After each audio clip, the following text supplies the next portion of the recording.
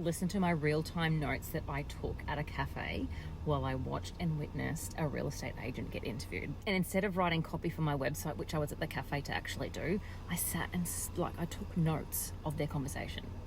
It was so fascinating. And I think I was so invested because in a parallel life, I have been a very successful real estate agent.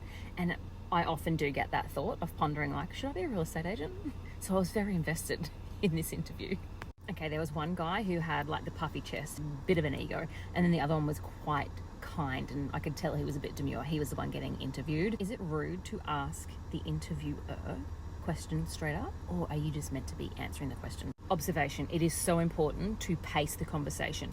If someone is talking extremely fast and you're quite a slow talker, it is important that you need to speed up your tone. You need to speed up that pace, right? However, the person who was talking so fast needs to be brought back to neutral, right? So it's so important that pacing and being aware of someone's pace and bringing it into a really grounded energy is so important. So straight up, I could see the power plays. I could see the guy that was running the interview, the ego, the authority that he was trying to assert, and his pace was so quick. So I wanted to just send some really good grounding energy to him so he could slow down and actually talk in a pace that was resonating with the other guy that was taking the interview, and that he felt more comfortable as well. I just worked my energy from afar. And then he just asked him, how many calls are you making a day? And he said, oh, I'm trying to make 25, 20 to 25. And he's like, so what's expected at your company? And he's like, minimum 25. Okay, so I'm thinking 30 to 40. And in my head, I'm like, 30 to 40 cold calls a day? Fuck that, I would never be a real estate agent. Oh my God, no way. And then he asked like real quick, like it's so quick. My energy hasn't transmuted like to him yet. Okay, how much training have you had? And the dude's like, well, not much. Like I'm in a place now where I feel like I'm not really going anywhere. And he's like, good, because if you've been with someone for so long, you've got bad habits, right? Makes sense. I was on board with that one. And he's like, have you got a car? And he's like, yeah. And he goes, the one out the front? And he's like, yeah. And he's like, sharp. And I'm like, yeah, I do like black European cars too. Like having had one. Not anymore. But then I'm like, oh, maybe I should be a real estate agent so I can get my black European car again. My husband will be like a hope in hell, Renee, you are never getting a black European car again. Pieces of shit. But they look so pretty. And he was like, personal development. What are you doing? What are you currently doing? Where are you at with it? And I'm like, oh, juicy question. I wonder if he does any inner work.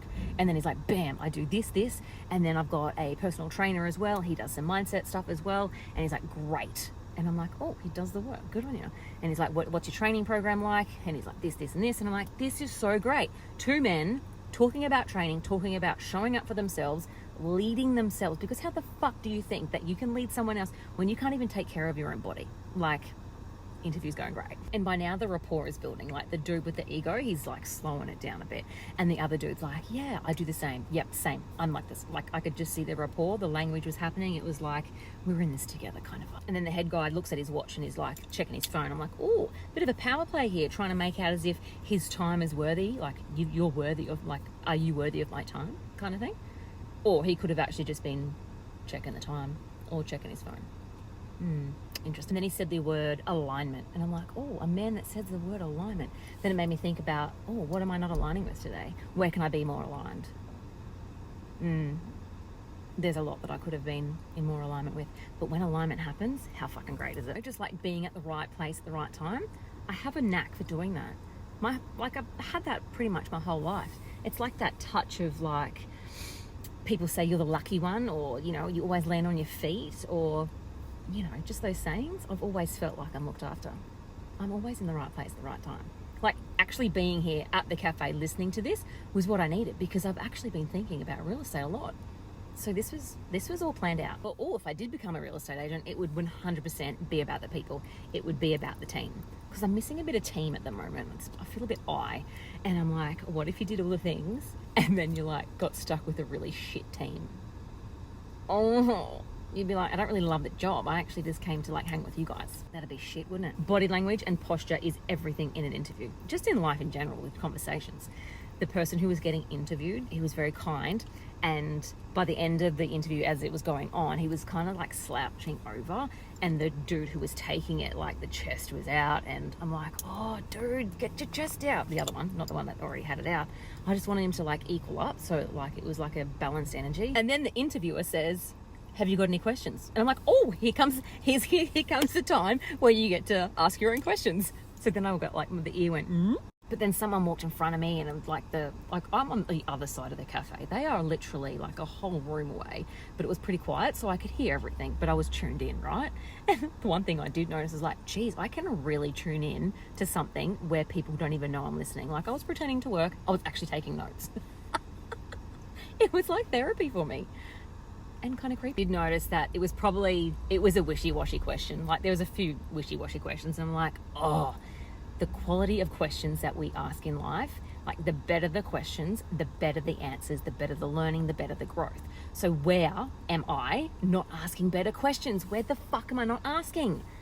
Like, there was so much to learn in this conversation because I ask really shit questions. I ask the wishy-washy questions. I need to get better at asking better questions. How about you? Do you ask really good questions? Or do you ask wishy-washy questions too? And I finished my plate of scrambled eggs, but I left a quarter of the food there, like on the plate.